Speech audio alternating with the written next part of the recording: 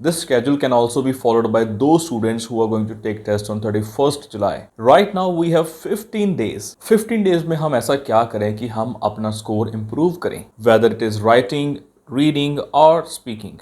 Listening को भी हल्के में मत लो. We cannot take any risk, guys. So first of all, we are going to start with speaking and listening. There are three things that we have to do if we want to improve our speaking by 7th August. That means 7 अगस्त से पहले अगर हमने अपनी speaking and listening improve करनी है तो क्या चीज करनी पड़ेगी? There are three important things. First is regular interview. Either you are taking online class or offline class. Regular interview तो होती है, but एक चीज का ध्यान रखना, मास्क के साथ इंटरव्यू करना, ठीक है? क्योंकि हो सकता है हमको वहां पे बोला जाए कि मास्क लगा के आपको स्पीकिंग करनी है, चाहे ऑनलाइन चाहे ऑफलाइन। आप अपनी स्पीकिंग जब देते हो, इंटरव्यू देते हो, तो मास्क जरूर लगाना। Next thing that you have to do is start a conversation. Let me tell you one thing, it is really interesting.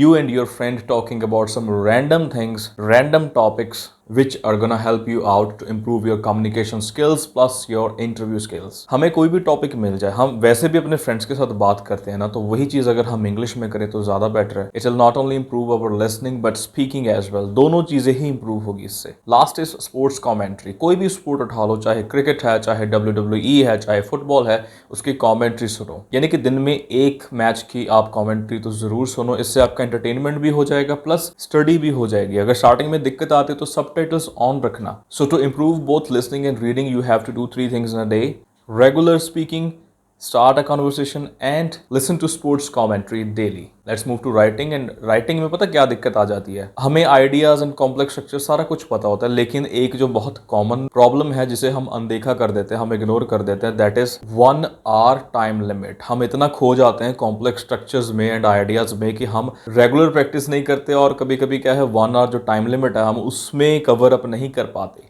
कई बार टास्क 2 का कंक्लूजन रह जाता है, कई बार स्टूडेंट्स का BP2 ही रह जाता है। सो चाहे 15 डेज हो चाहे 10 डेज हो, रेगुलर 1 hour में टास्क 1 एंड टास्क 2 कंप्लीट करें। टास्क 2 पहले स्टार्ट करें ताकि तब तक आदत बन जाए, और बहुत नजदीक जाके कोई भी नई चीज आप अपनाना मत। So this was first thing कि हाँ, 1 घंटे में आपने टास्क 1 टास्क 2 करना। और दूसरी चीज क्या है, गो थ्रू द आइडियाज। जो भी सैंपल्स हमने करे हैं अभी तक, आपने अपनी क्लास में करे होंगे, ऑनलाइन ऑफलाइन कहीं पे भी, जस्ट उनके गो थ्रू जाओ, क्योंकि टेस्ट में जो भी स्टेटमेंट आएगी वो आइडियाज कहीं ना कहीं आपकी हेल्प करेंगे। कई बार तो क्या होता है कि वो सेम आइडियाज भी यूज हो जाते हैं। फॉर्मेट सेम रखना, जैसा आपका है उसको मत चेंज करना। अगर आप इंटरनेट से रीड कर रहे हो, बस आइडियाज जरूर देख लेना ताकि वहां पे कंटेंट की कमी ना हो। थर्ड एक इंपॉर्टेंट चीज ये है कि अगर आप लिख भी रहे हो तो ट्राई करो कि अपने ट्रेनर से उसको चेक करवाओ। देखो, सबसे इंपॉर्टेंट चीज होती है करेक्शन। लेक्चर देने को मैं भी बहुत लेक्चर दे देता हूँ, लेकिन मैं करेक्शन करके भी देता हूँ अपने स्टूडेंट्स की। तो आप जहां पे भी हो, बहुत बड़े ट्रेनर्स के पास हो, आप बस उनसे चेक जरूर करवाइए। That's it. Last is reading. If you want to improve in 15 days, there are 3 things. उनको बताने से पहले आपको 2 चीजें और बता दूं।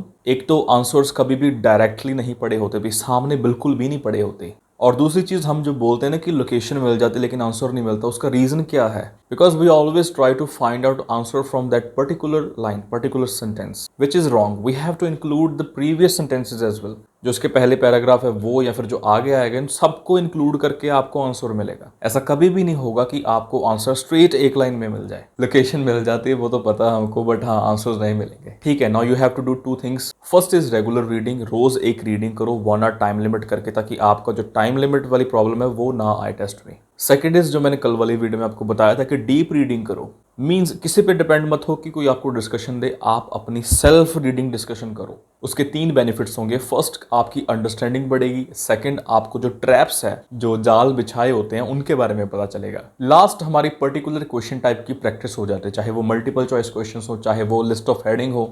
और true false and yes no वाले में ध्यान रखना। ट्रू फॉल्स में डायरेक्ट इन्फॉर्मेशन अगर पैसेज में पड़ी है तो येस है, अगर कॉन्ट्रोडिक्ट करती है तो नो है, अगर है ही नहीं तो नॉट गिवन है। लेकिन येस टू नॉट गिवन में इंस्ट्रक्शंस जरूर पढ़ना। सिर्फ इसकी ही नहीं, सबकी इंस्ट्रक्शंस जरूर पढ़ना। येस नो नॉट गिवन में एक्चुअली बताया होता है कि इस पर्टिकुलर राइटर या फिर इस पर्टिकुलर साइंटिस्ट के साथ अगर इंफॉर्मेशन मैच कर रही है देन दैट इज येस, अगर नहीं कर रही दैट इज नो, अगर है ही नहीं तो नॉट गिवन। कोई भी फॉलो कर सकता है स्केड्यूल को, इवन 31st जुलाई वाले स्टूडेंट्स भी। इजी है बिल्कुल, कुछ एक्स्ट्रा नहीं करना। All the best guys, keep loving, keep supporting and thank you so much for watching.